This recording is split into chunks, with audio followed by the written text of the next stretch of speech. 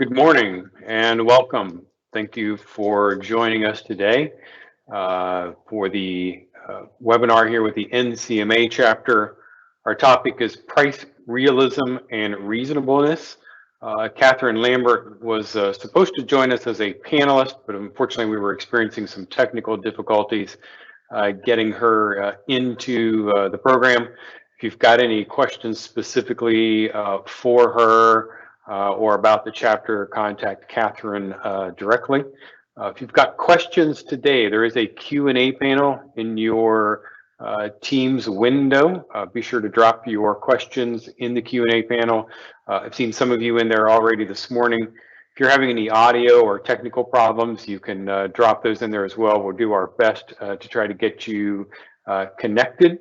If at some point you do get connected today, you should be able to simply click the link again and come right back into the webinar. And the webinar will be recorded. We will work with Catherine and the chapter to make that recording available to you in the near future. Again, my name is Robert Jones. My firm is Left Brain Professionals. We're glad again that you are here with us today. Quick introduction a quick introduction of me and about the firm. I describe our firm as being a boutique accounting firm in that we work only with government contractors. We practice primarily accounting system design, implementation, and audit support. So you can see that our background and experience there ties well with our topic today of price, reasonableness, and realism.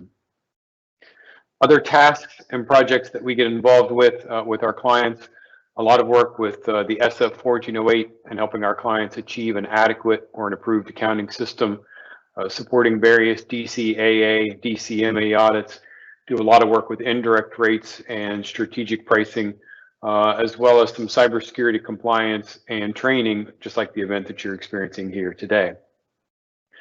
For those of you that may not know the rest of our professional team, Melissa Metzger and Stephen Bressler that you see on the screen there. Melissa was supposed to join me this morning, but she's unable to do that. If you see us at a conference or you see us online, be sure to say hi to anybody on the team here. All right, let's get into the meat of today's topic. We've got several learning objectives and a lot of information to cover. Our first learning objective at the end of today's presentation, you should be able to describe the difference between realism and reasonableness, to define price reasonableness, explain price realism, and you'll notice that I've got bold there on the price, because in a moment we're also going to talk about defining cost reasonableness and explaining cost realism. And I want to pause for a moment here and talk about these terms price and cost. Quite often they get used interchangeably. They seem to mean the same thing to some people, although they definitely do have very different meanings and applications. And the use of those terms can be confusing if they're used in the wrong context. The price is something that I pay, right? So if I go to the grocery store, I buy a package of cookies and they're $2.99. That's the price, right, of that item. That's what I'm paying for those items. The cost of those cookies to the retailer, to the retailer down the street, is different, right? So if they're charging me $2.99, it's probable that they're buying that package of cookies for $2.50 or something else, right? So the cost of that item is $2.50. The price of the item is $2.99. And I think conceptually most of us get that and we understand that. We just have to make sure that we're using the right terms at the right times and for the right parties in the transaction. Because again, as a seller, I have the price, right, that I'm charging you. If I'm the seller and you're the consumer or my buyer, right, then I'm charging you a price.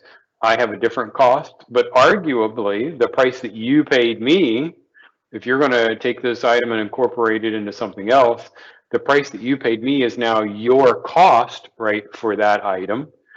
So that's where I think a lot of times we get these terms price and cost a little bit confused.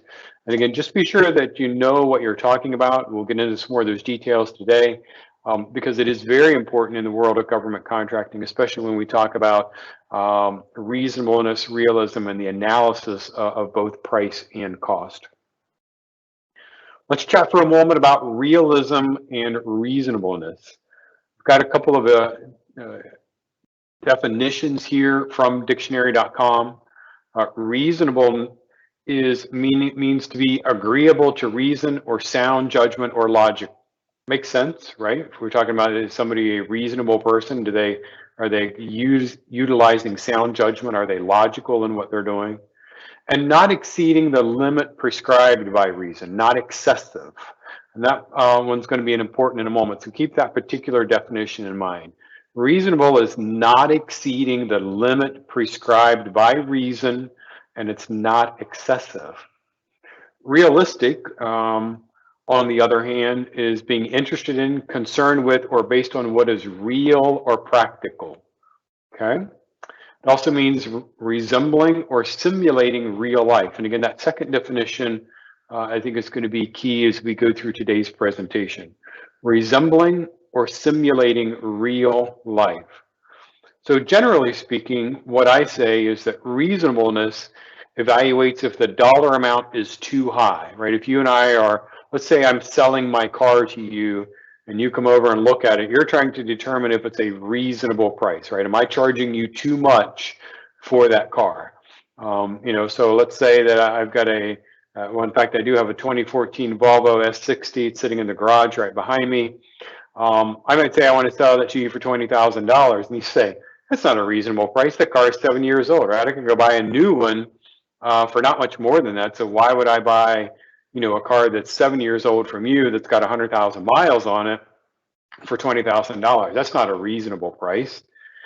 And realism evaluates if the dollar amount is too low, right? So what if I told you, hey, I'll sell you that car for $500, and you'd be standing back going, what's wrong with the car, right? Why are you selling me a car for only five? Yes, it's 7 years old and got 100,000 miles, but looks good, runs good. Like, why are you only selling it for $500? What's wrong with it, right, that you're not telling me about, right? Are the tires going to fall off when I drive around the block? What's happening here?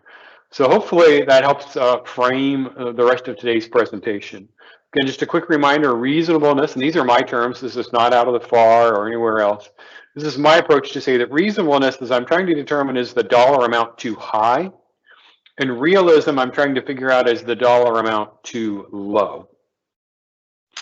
All right, we do have a polling question here. There is no poll functionality, unfortunately, within Teams, but we do like to ask a few questions along the way.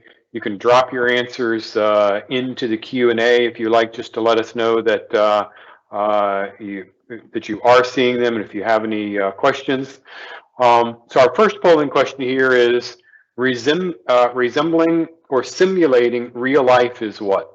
Was that being reasonable? Was that being realistic? Was that being when I said we were generally speaking, or is that none of the above? So just take a moment. Let's see how well everybody was paying attention. Resembling or simulating real life is what? Was it reasonable, realistic, generally speaking, or none of the above? Give you a couple of more seconds to think about that. And again, resembling or simulating real life is B, bravo, realistic, right? Is that a realistic price, real life? That should be a good indicator for you right there. Let's get into the content here. I've largely broken up the content today from a price perspective and from a cost perspective.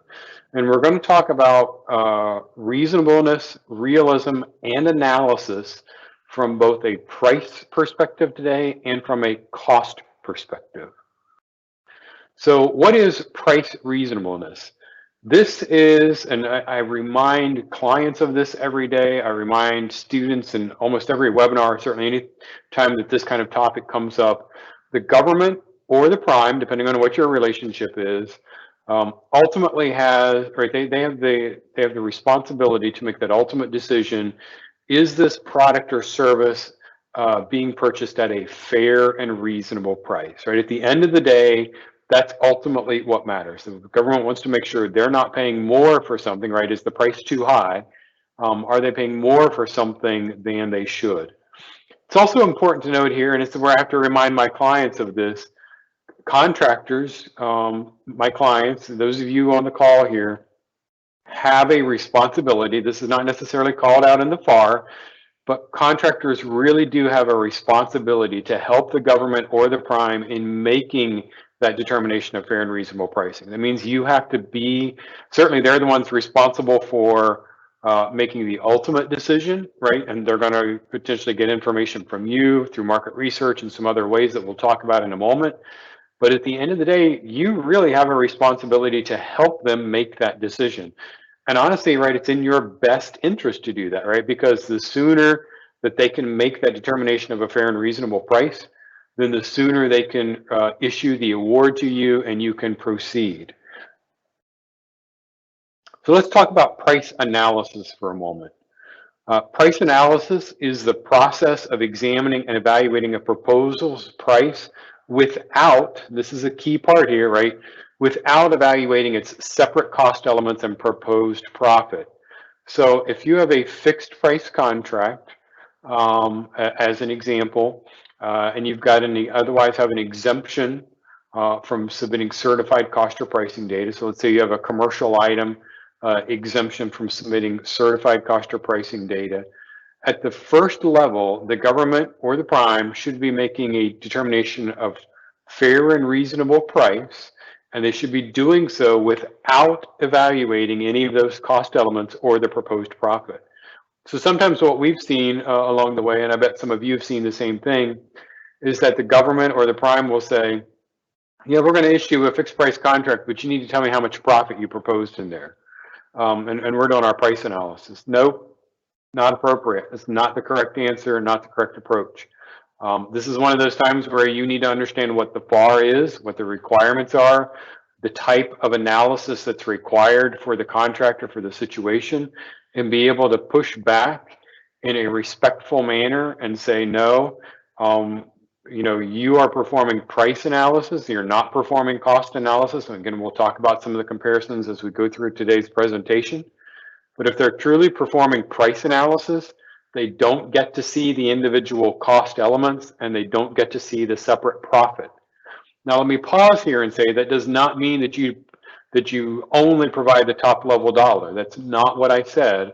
I said that they're only evaluating the price aspect of this. So let's say that the contract that you're putting together has multiple cleanse, multiple labor categories, multiple items maybe that they're purchasing from you, any combination of the above. Maybe it's being put together in phases or something.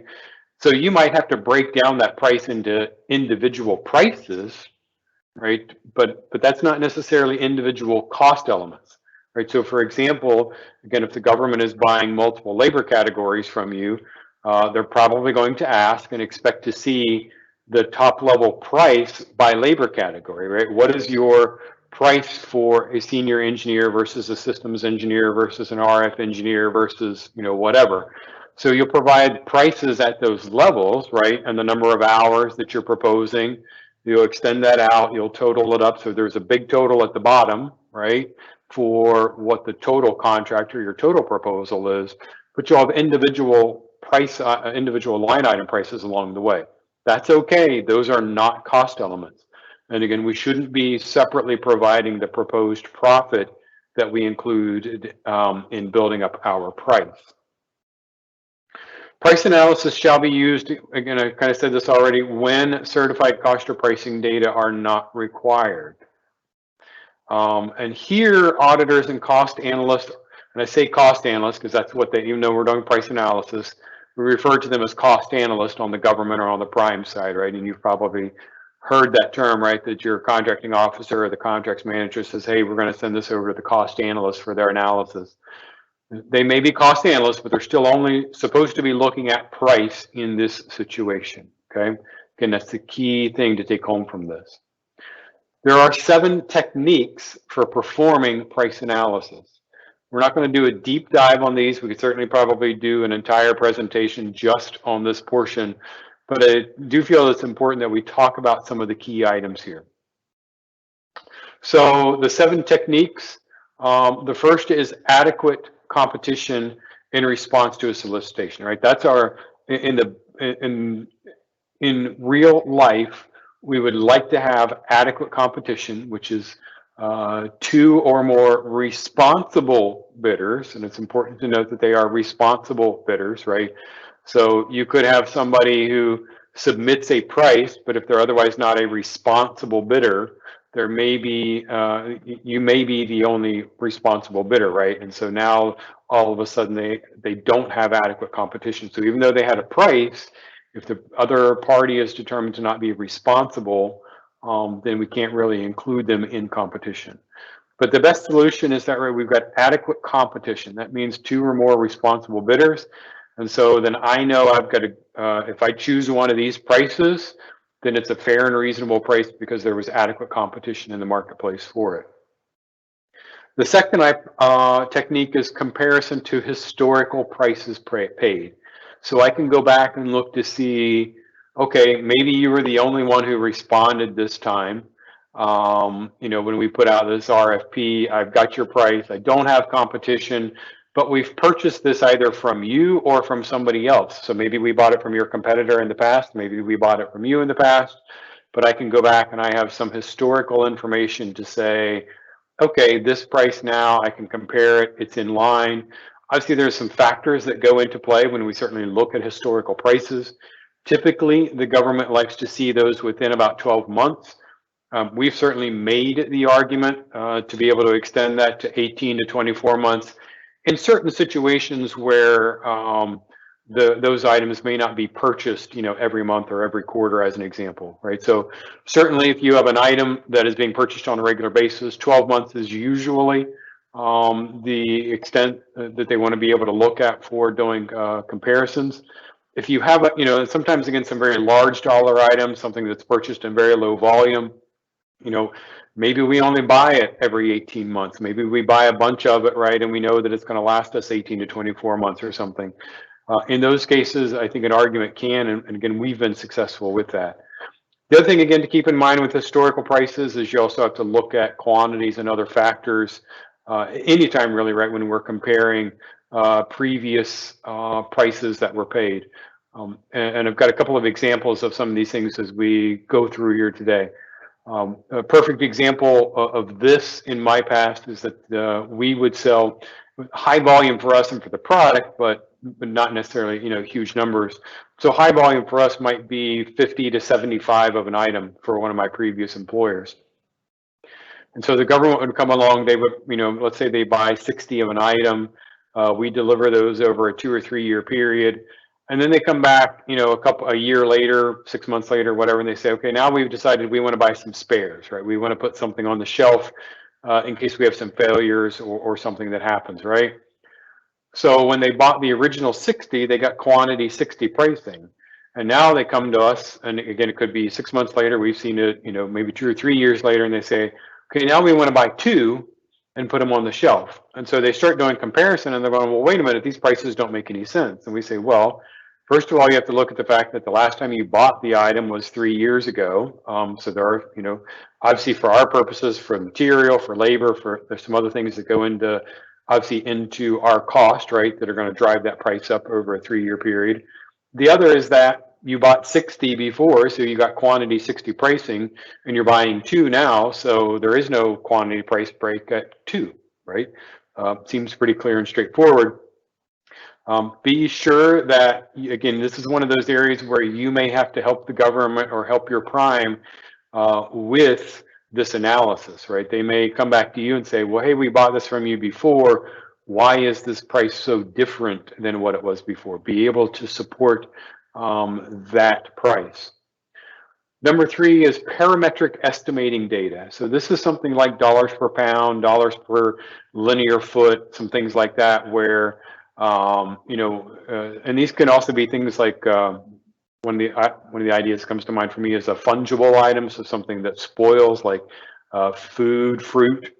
So for example, the government may, and we know they do, right? They buy lots of fresh produce for military bases and other situations, right? So if they are, if they're doing that, right, we can look at some comparisons in dollars per pound, dollars per some other unit. We've taken this and actually used it in a technical environment, and it worked out really well for us. And I'm always kind of proud of how this came together. We sold a modular electronic unit, high-end electronic unit for the government. And it was modular because the unit would perform different things. I mean, it had one general use, but it would perform different things or aspects within that use depending on the modules, and and certainly tweaking some speeds and bandwidth and some other things like that of what it could do. So the government would come and say, hey, we've got we want to put this on this aircraft, but it needs to be smaller or needs to be lighter or needs to operate in a different frequency range, or some different factors, right, that would come into play. And then they would come back and they would say, okay, well, we bought this other unit from you for another platform, and it was, and I'm just making up numbers because I don't remember. They would say, this other unit was $80,000, and now you're charging us $95,000 for this unit, and we don't understand what the difference in the price is. So we would go through on a module by module basis and say, okay, the $80,000 unit, that was, for example, maybe a 5-module unit that you bought from us. The $95,000 unit is a 6-module unit. That 6th module gives you the ability to perform this other function. And when we compare the first 5, you'll see that the tuning speed or the bandwidth, or again, some other factors, some technical factors, we would say, were changed based upon the requirements that you had. And so we would put some words to it, and then we would put some percentages and say, well, this one tunes 10% faster, or the bandwidth here is 5% larger, or some other factors in there. And then we would come to the bottom and we would say, based upon the technical comparison, this other box is, approximately 8% or 12% or whatever more advanced or different in technology than this other one. And we would say, so you can see, for example, then, and it wasn't always an exact percentage. We weren't trying to drive it, down to the penny, but we'd be able to say, this box has 12% more, technical capabilities than the other, but the price is 15% higher, as an example. And so it was easier then for the government to say, okay, that kind of makes sense, right? That's a little more in line now with what these differences are. Number 4 is a competitive published price list. This is difficult, right? Because so many people don't publish price lists anymore. Or even if they do have price lists, right, there are various, they may have a list price, but then there are all the discounts and other things that come into play. But again, quite frankly, so many vendors, certainly in the government contracting space, simply don't have published price lists. So what can you do? Well, my advice to you as a contractor is to have an internally published price list. And what I mean by this is to have a price list that really is established. It needs to be a thorough price list where you have all your base pricing, you list the terms and conditions around this pricing, the schedule, the delivery kind of items. Are there any quantity discounts? Are there, additional warranties or whatever is part of the pricing needs to be listed in your price list. And then what I tell people is make a PDF of it and put a digital signature on it. So if you use a digital certificate and put a digital signature on it, it will time and date stamp that file so that somebody could look at it and say, we know this file was created on this day. And the reason I say that, because what I've seen in the past is that companies will have a price list, but they'll have it in Word. They'll have it in a Microsoft Word document. Well, that's not locked down. There's no time and date stamp on it. There's a lot of edits and things that could have happened, and I don't know, so if you provide a copy of this file to me, right, if I'm the one on the outside trying to evaluate this and you say, we don't have a publicly published price list, but we do have a price list that we work from. If you send me a Word document, well, how do I know when that Word document was created, right? Did you update it last night and mock it up to match the price that you wanted to propose to me? But if you actually have like a PDF, again, that has a time and date stamp on it, a digital signature, and I can see, for example, that you created that, you created your 2021 pricing in, November of 2020, and it's got that date on it, and you're quoting me this price now, and I say, well, give me some evidence, and you can show me that PDF that has the time and date stamp on it. then at least I have a level of comfort. I'm not saying this is the perfect solution, right? But it does give me then a level of comfort to say, okay, I feel like that they didn't go out and try to just mock up some Word document last night and send it to me and call it their published price list. So keep that in mind. Again, some of the key factors to be in there, obviously not only the base price, but again, warranties, quantity discounts. For example, what are the terms of those quantity discounts? Do all the units have to be purchased at the same time? Do they have to be purchased within a certain period of time? We typically had a requirement that we would say we would honor quantity discount pricing as long as all orders are placed within 30 days. And that was critical for us because we would sometimes have multiple agencies and the government wanting to buy the same thing. But because there are multiple agencies, right, they would want to send multiple contracts. And we would say, okay, if you guys can all get together and get your orders to us within 30 days, we'll combine all of those orders and treat you as the government as having that one total quantity, and we'll give the total quantity price break across the board, even though it's multiple contracts. And that's okay as long as that's written in your policy and you treat everybody the same way every time you do that. The flip side might be true. You might say, no, we have to have all orders at the same time, or maybe you say we'll consider all orders within the year. One of the other factors that we would take into play is then what price applies. Let's say I'm buying multiple quantities, but I'm having these delivered over a 2 or 3 year period. Not an uncommon thing for the government, especially in the world of defense and what we used to do. Right, the government is building out platforms where they're not going to build all those airplanes at once. Right, they're building those airplanes over a 3, 4, or 5 year period. They would come and so they'd come to us and we'd say, okay, you're going to buy 60 units. We will honor the 60 unit pricing since you're going to place the order with us all at once. We'll deliver them over 3 years at the delivery dates you want. However, the unit price will go up for the year of delivery. So what we would do is we'd have all of our price lists. We'd have future pricing in there as well. And we'd say, okay, we'd come down to quantity 60 pricing and we'd say in 2021, quantity 60 pricing for the units that are delivered in 2021, you get, quantity 60 pricing. For the units that are delivered in 2022, you get the quantity 60 pricing, but the price is different because they're being delivered in 2022 and not in 2021.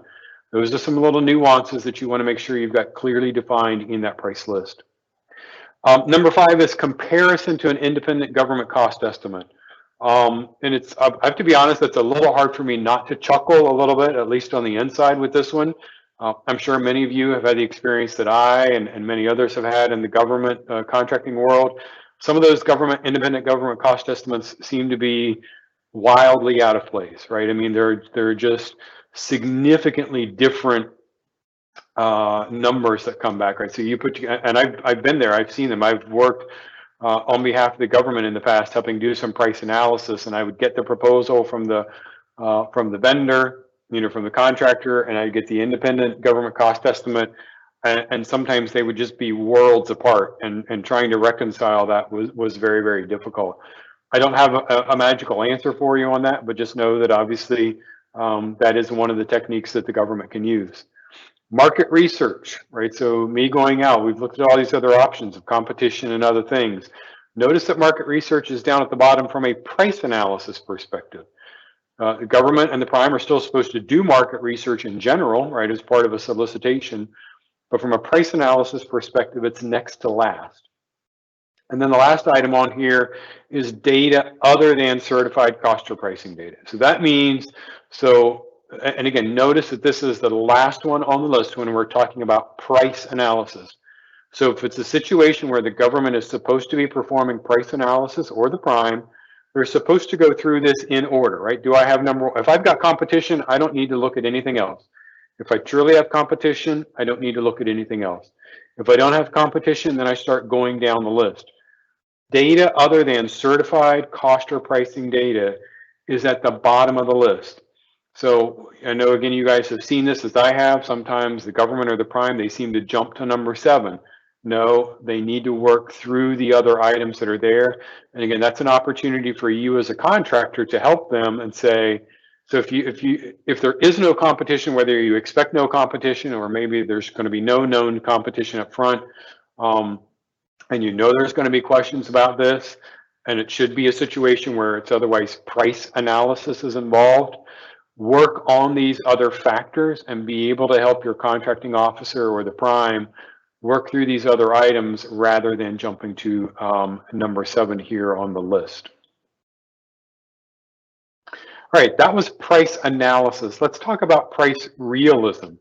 Note that this is not found in the FAR. So even if you do some research, there certainly is a lot of information on the internet. We do have some resources available. They're going to be on a slide at the end of the presentation. We will get a copy of the slide deck out to you as well. So again, we'll have the video available to you in a couple of days that you can watch again online or share with others. We'll also have the presentation out to you, and there will be links in there for it.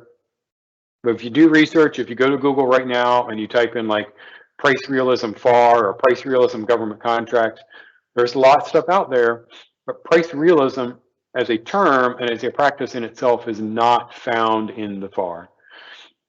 Price realism analysis has been described as a verification that the offeror's price is not overly optimistic and impractically low. So remember back to the beginning of the presentation when I was explaining reasonableness, right? As I'm trying to figure out if the price too high versus realism, is the dollar amount too low? Notice exactly that's what's here. Price realism is I'm trying to determine, is that price impractically low, right? So back to my scenario with my car. And just as a point, because I popped up the other day, I was working on something, I think that said the value of my car was like $5,000. So if you knew that and you showed up and I said, hey, I'll sell it to you for $500, you'd be, I mean, you're going, first of all, like, wow, that's a great deal. But then, you know, we'd all be like, but what's wrong? Like, is it stolen? Does he not have a clean title? Or, are the wheels going to fall off? Like, what's wrong with this car that he's only going to sell it for $500? And so the government, needs to do the same thing. And we'll talk about when and how they can do it. But from a price perspective, right? If we get multiple, or even if we got one price back, but if we got multiple prices back, and we look and we see, wow, there's a really great price over here, does that mean I should immediately jump and take that price just because it's the lowest price? Maybe, maybe not, right? And then certainly if it's really low and really out of line with the rest of competition, that should be a clue to me that maybe there's something wrong with that price, right? It's just too low that the offeror doesn't really understand what's going on. Price realism analysis examines the performance risk of proposals in a fixed price contract performance with particular attention to the risk of low priced proposals, right? Performance risk. So great example that came to mind today when I was doing some other preparations. I was thinking about airfares, right? So we recently moved out here to Palm Springs, California. So it's sunny and warm and nice. And when I looked at the forecast for Columbus, where we lived, I think it was 19 degrees this morning. I don't miss it. But if I wanted to fly back home for some reason, airfare is probably about $300, give or take, for me to fly from here to Columbus, Ohio. If I go online, right, I'm going to see several airfares probably in the $275 to $500 range, and certainly first class is going to be much higher. And then, what if I see an airfare that says $39, $39? And we know there's some crazy, some of these low cost air carriers, but I see this $39 airfare and I begin to go, I mean, can they even buy enough gas for the people who are buying tickets at $39 a ticket? Like, can they buy enough gas to even get the airplane off the ground? Like, my brain begins to say, that price is so low, what's wrong with that price?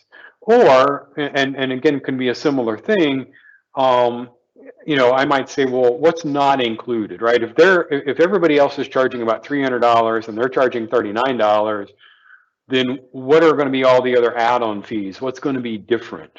The other thing from a price perspective, and again, I'm sorry, from a performance perspective here, when we're looking at a fixed price contract, if I've got a really low price, I should be saying, did they miss something, right? Is there something that they didn't understand, didn't include potentially in their price?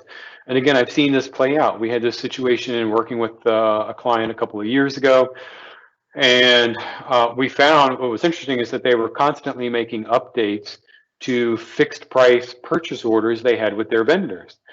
And they were complaining about all these purchase price variants and all these other things. And as we were digging through, what we learned as we dug into at least a couple of specific orders was that it should have been clear to the buyer from the prices that were offered that there was something wrong with the price. Unfortunately, the buyers were always taught and were so focused on buy it at the cheapest price that they just said, "Oh, if the we gave them the drawings, and they supposedly looked at the drawings when they gave us the price, and so we just took their price." Well, when everybody else's price is here, and then you've got a supplier that, let's say, is 25, 30% less than everybody else, and I'm not saying that's the magic amount, but again, there's some significant difference.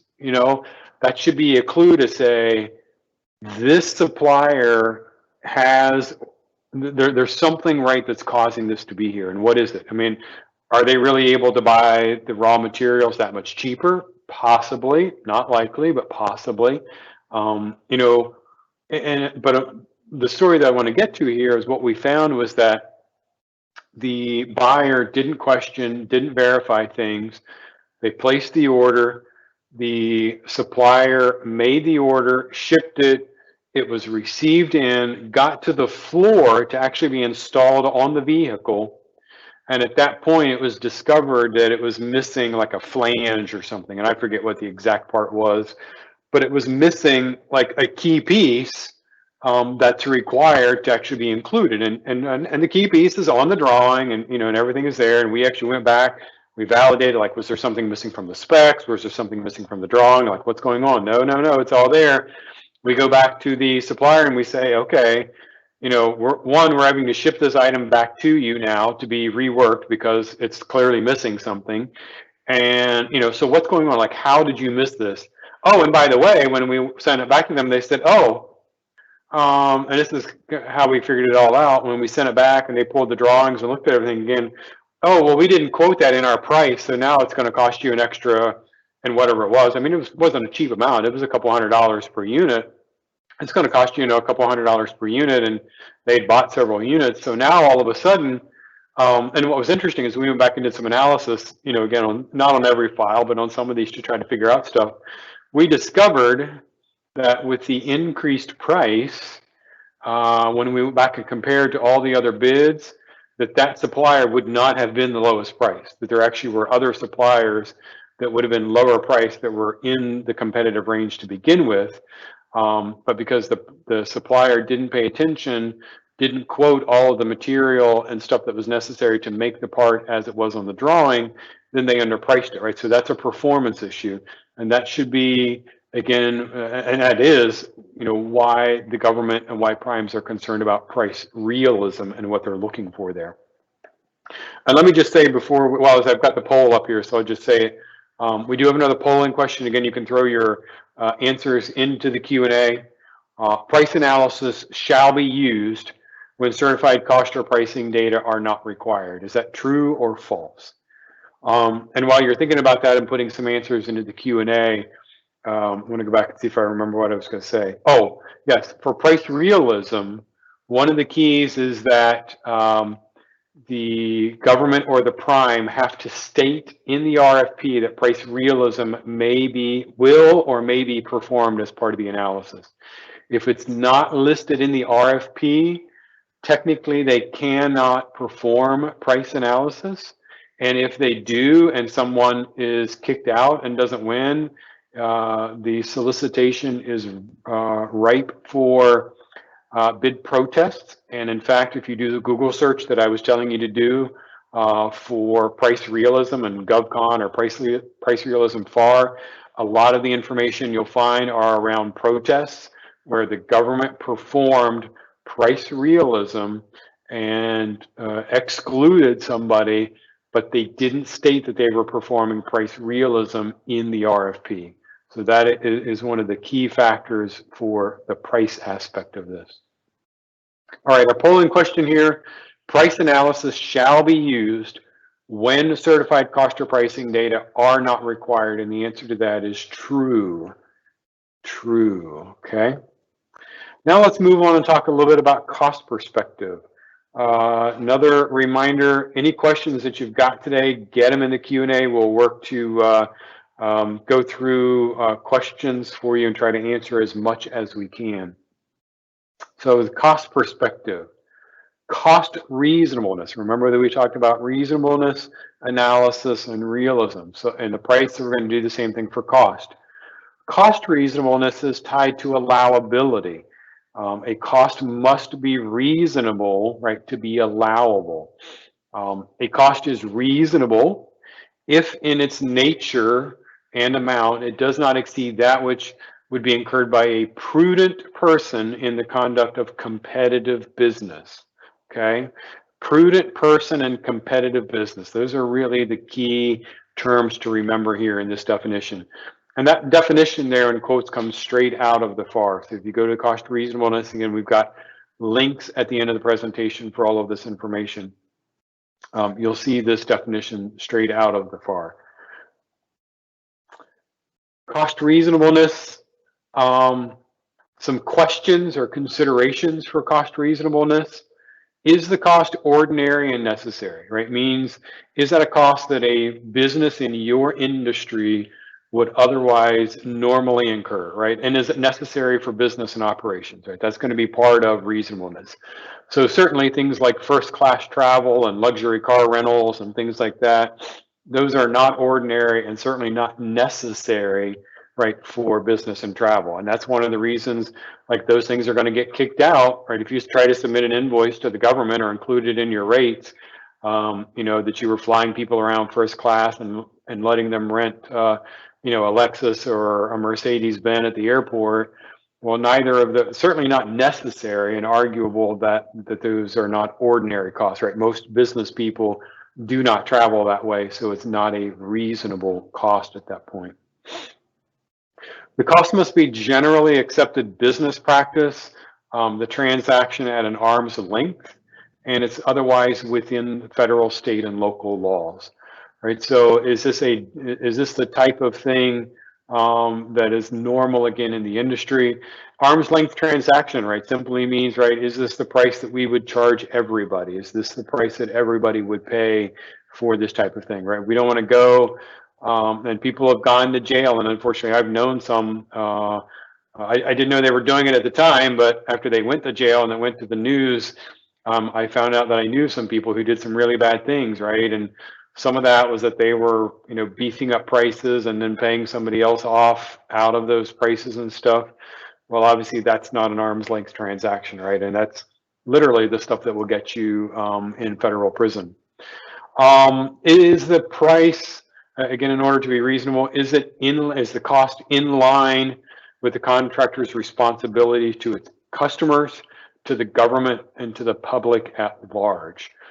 So right now, a great example of that would be PPE, right? All the PPE equipment that people are having to do, whether it's gloves, masks, sanitizer, depending on the industry that you're in, you may be buying more of those suits, and maybe you're buying, you know, special masks and head coverings and other things, right? So, you know, that's stuff that's in line with our responsibility as a business, and certainly part of that, you know, to the general public, right? We're doing what we're supposed to do.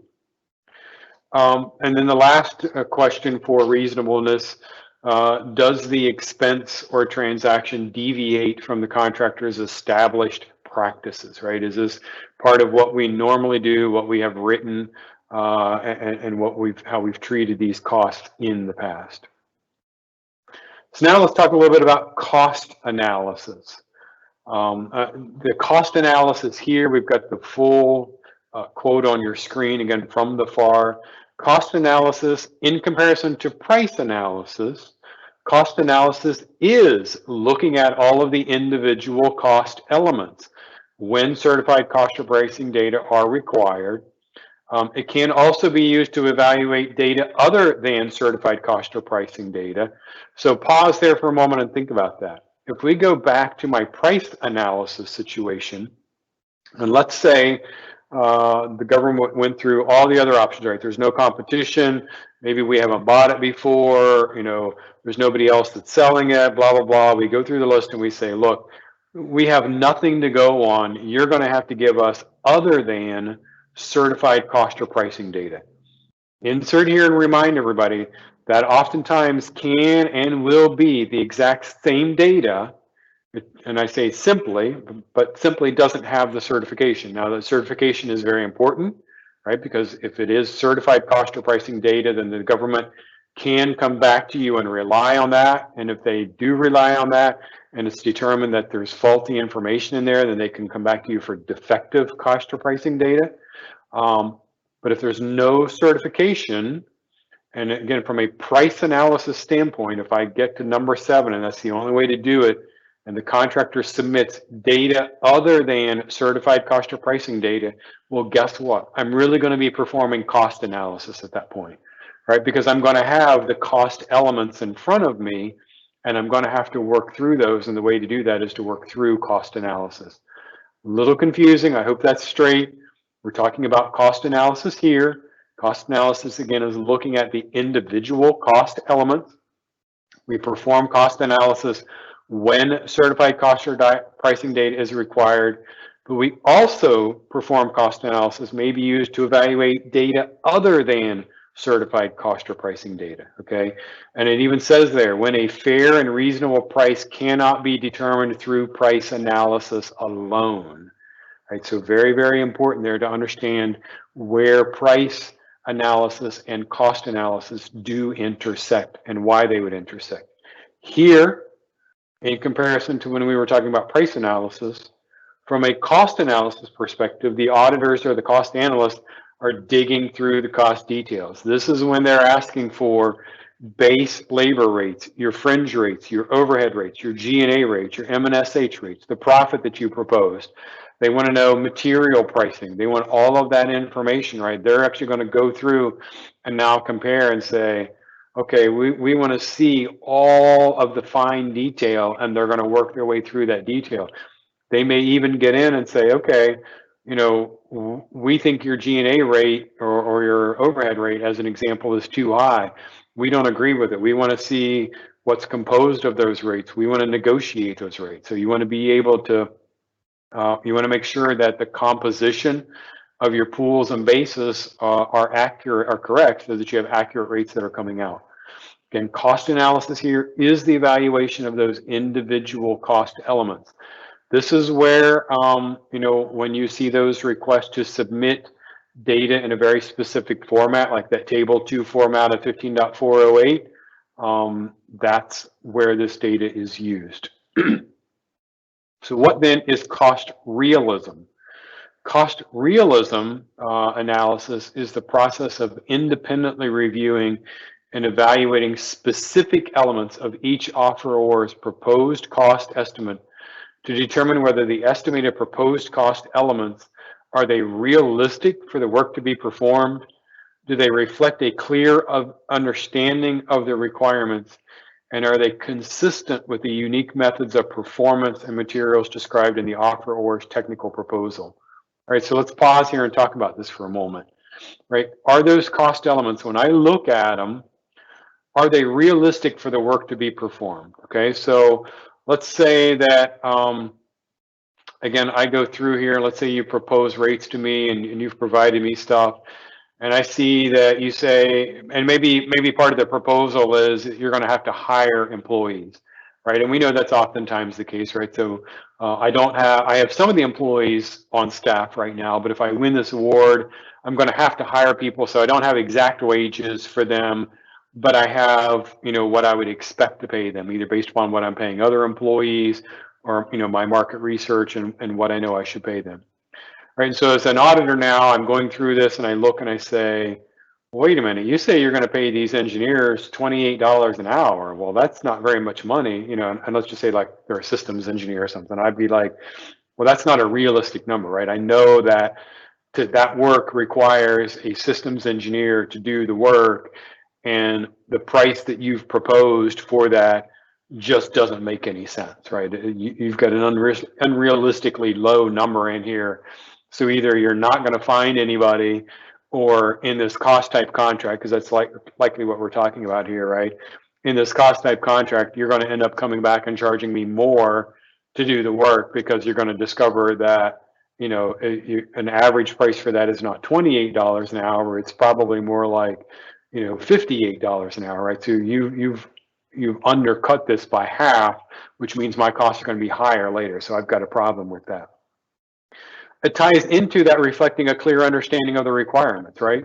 Maybe you proposed an engineer, but maybe you don't understand that that really should be a systems engineer. Maybe you don't understand that really should be a senior systems engineer, not a junior systems engineer, as an example. Or maybe you've got the wrong kind of engineer or something aligned with that. Again, a lower price, because again, we're talking here from a realism perspective, a lower dollar amount would be an indicator to me that you don't understand the requirements, right? So the first item was maybe you have an unrealistic expectation of what you can pay somebody, right? That you think you're going to get them for cheaper than what you'll get them. The second here says that maybe you just don't understand the requirements, or that you missed something. Again, if you go back to my price realism analysis example of a little bit ago with the drawing and the piece that was missing on the end, again, some kind of flange or cap or something, I don't remember exactly. But, you know, now the part is useless, right? I can't put it on the vehicle because it doesn't attach and do what it's supposed to do. So, you know, that is a lack of understanding the requirements. You know, the vendor did not thoroughly go through and double check or triple check whatever was necessary, the drawing against their proposal, to make sure that they had priced out everything correctly and appropriately. Number three here, you know, again, for cost realism, is the proposed cost elements consistent with the unique methods of performance and materials described in the technical proposal? This is where I describe that this is kind of where we marry up the technical evaluation, or the technical proposal and technical evaluation with the cost proposal or cost volume and evaluation, right? So we know that typically we submit with our proposals, right, 3 volumes. We've got a cost volume, a technical volume, and a management or past performance volume, right? We know they get sent to different people. They're in different volumes for different reasons. But at some point, somebody's got to marry them up, right? So the technical people look at the technical volume and say, yes, this technically, you know, it makes sense. It's a logical approach. They're looking at the level of effort as well to say, okay, you know, the number of hours, the labor categories, the stuff they've got makes sense for the type of work to be done. The accountants and the cost analysts are over here looking at, okay, you know, is the math correct? You know, did the numbers make sense? But then somebody's got to also look and say, did the two compare, right? Put them, now we got to bring this information together and say, does the technical approach match the cost information that's here, right? So that's part of what's going on.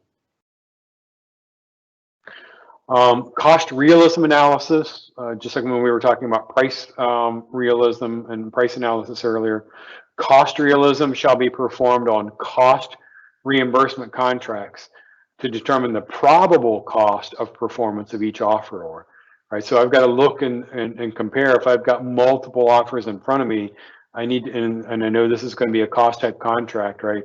I've got to do cost realism analysis on each of them and make sure that they really are, you know, apples to apples comparisons. Cost realism analysis may be used on a competitive fixed price incentive contracts, because remember, incentive contracts are based on cost, right? So if I'm going to issue a fixed price incentive contract that's going to be based on cost, then what do I need to do? I need to evaluate and do some realism on the cost, right? Because if a contractor wants to participate in a fixed price incentive contract and they give me these costs, right, that are low cost and they think they're going to hit these targets, I need to make sure that those costs are realistic, right? Because again, I could have the same performance issues regardless of contract type. And in exceptional cases on other competitive fixed price contracts, when new requirements may not be fully understood by competing offerors, or there are quality concerns or past experience indicates that a contractor's proposed cost have resulted in quality or service shortfalls, right? So if I'm working with a contractor who's had issues in the past even on a fixed price contract, I may be digging in to do cost realism analysis, which means that I'm going to need cost elements on a fixed price contract, so I can make sure that they really do. Let me back up a couple of slides here to these 3 items we talked about earlier. I want to make sure that their costs are realistic for the work to be performed. Again, even in a fixed price contract, if the contractor has had past performance issues, I may be doing cost realism on those cost elements because I want to make sure that their costs are realistic for the work to be performed, that they reflect a clear understanding of the requirements, which is probably, why they got into trouble in the past. And I want to make sure that they are consistent with the unique methods that are listed in their technical proposal. So let me get my slides back up here just a moment. And this is where, as I was saying a moment ago on another slide, that the contracting officer is comparing the technical and the cost evaluations, right? Trying to bring that information together. All right, we have another polling question here, please. And I hope some of you haven't been able to keep a steady eye on the Q&A panel, but I hope we've got some good questions out there that we can begin to answer soon.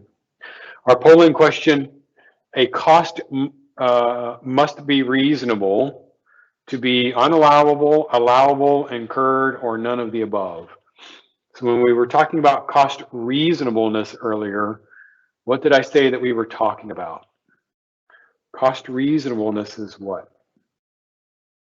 And I'm going to pause for a moment for a quick drink of water while you throw.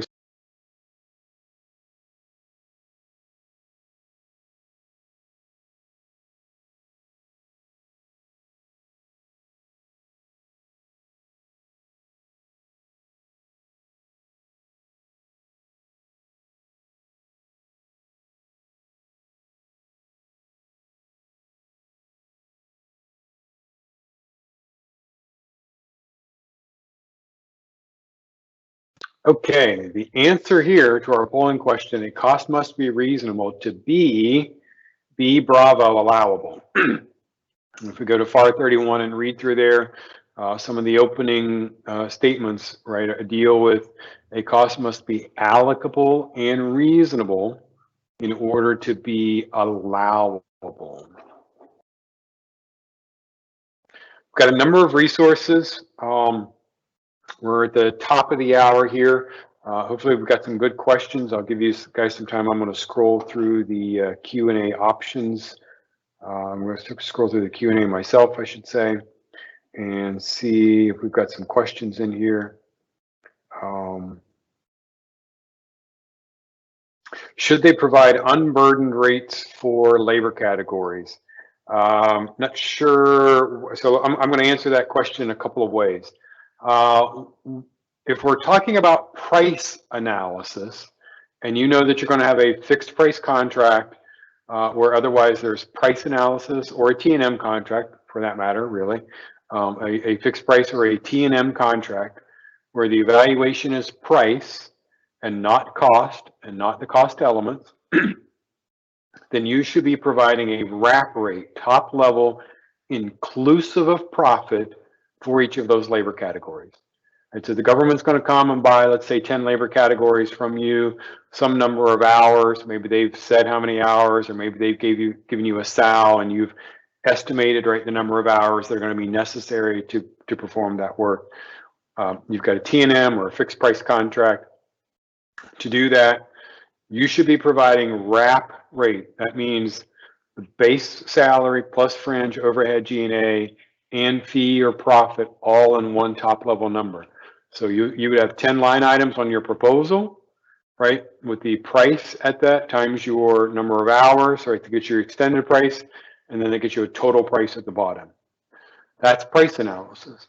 If it's a cost type contract, as an example, and there's going to be cost realism, or potentially, again, just a reminder, even in a fixed price environment, you could end up in a situation of having cost realism or cost analysis being performed.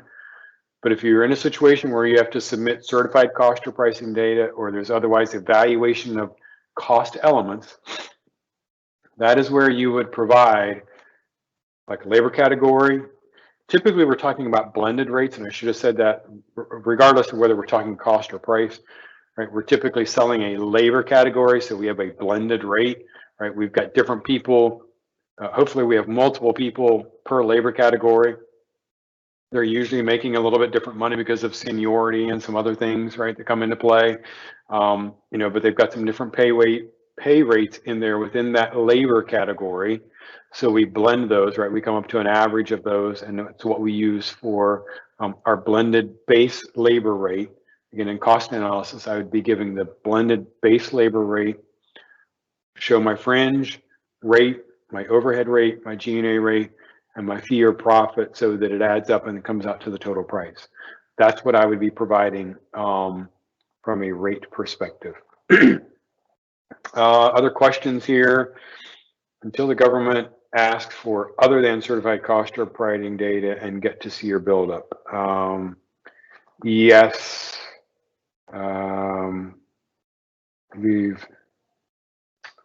I see somebody's got a question for FAR. Again, we've got several resources on the screen here for you. So somebody said they were having some issues. Yes, we will get the recording. Basically what will happen is we'll get the recording on our YouTube channel, and so we'll make that link available to you, and separately we will get the PowerPoint presentation over to Catherine so she can distribute it to everybody who attended.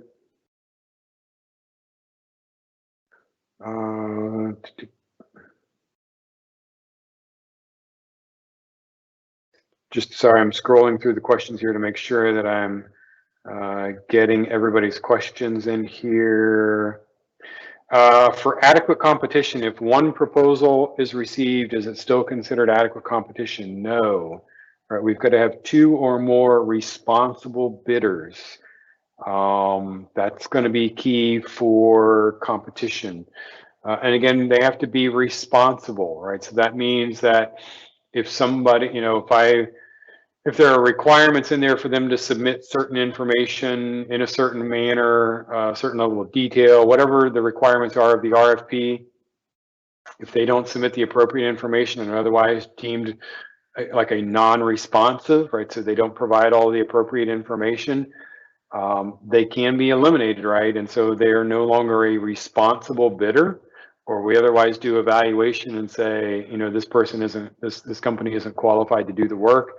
And so they're no longer, and we've seen that, by the way. So let me just say that, again, in helping a client, like we were going through stuff and they would get quotes unfortunately, they had a situation where they had buyers who were sending RFPs to otherwise valid vendors. They were people that they bought stuff from, but they were sending RFPs to the wrong vendor subset at times. And they would get people who would actually respond. And then when we would look at it, it was very clear that this was a company, and usually it had to do because we knew there were very specific testing or coding requirements or some other stuff that we knew this company was not able to do that. And in fact, when we would go back to them and clarify, hey, are you responded to this, but do you realize that there's this requirement? Oh, yeah, we can't do that. Well, so yes, they responded, but they're no longer a responsible bidder because now, right, we know they can't do the work. So again, they do need to be responsible bidders to be considered competition.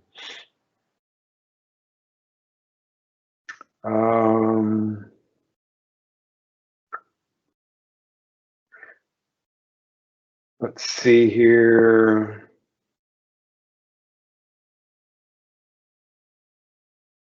I think that's all I have in the Q&A.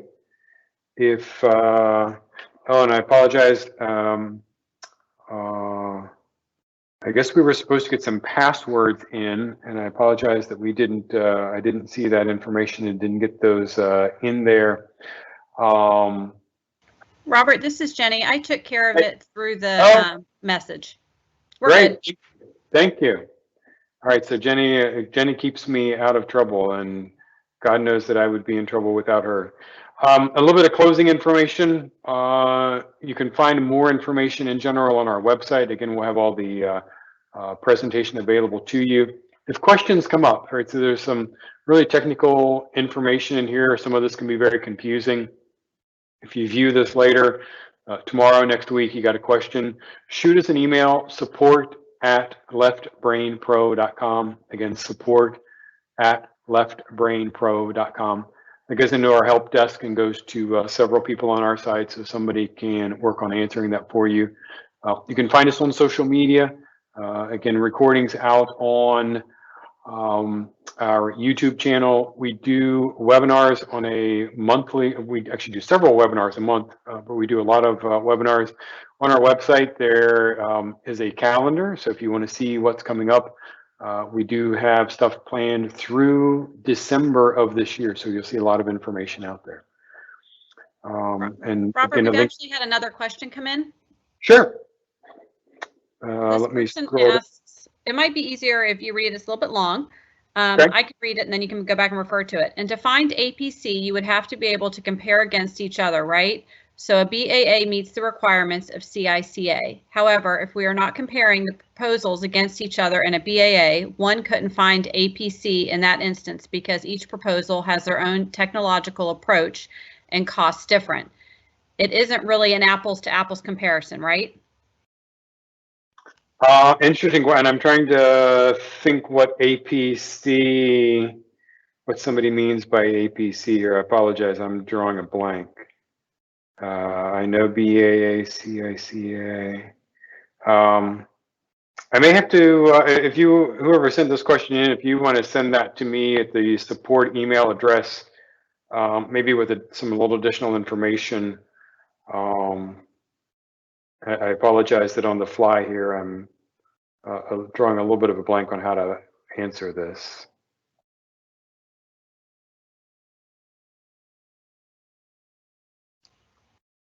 And somebody did say that the expectation for competition is often enough to infer competition, but I do believe, and again, I can get, I'll dig up the exact requirement.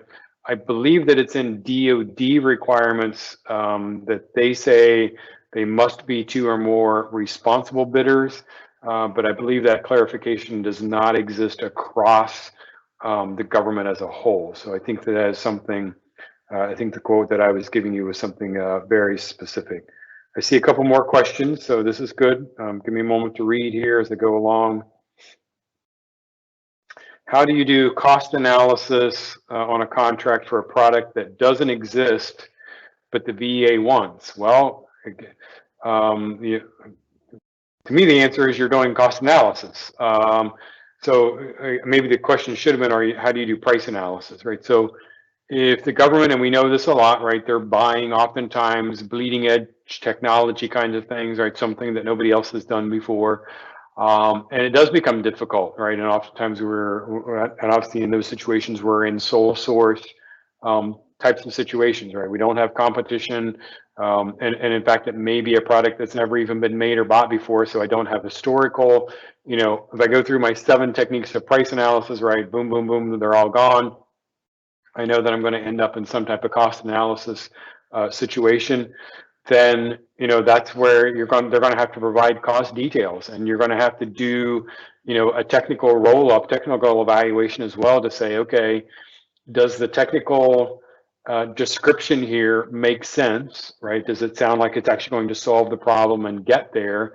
And does the level of effort that's defined in the technical, right, does it roll up and say, yes, with this level of effort, it seems like they should be able to get there? So that, again, we have to look at the technical level of effort side, and then we have to look at the cost element side and say, okay, are the labor category, well, on the technical side, somebody has to say, yes, those labor categories make sense and they're the appropriate labor categories to do the work, and the level of effort assigned to each labor category makes sense.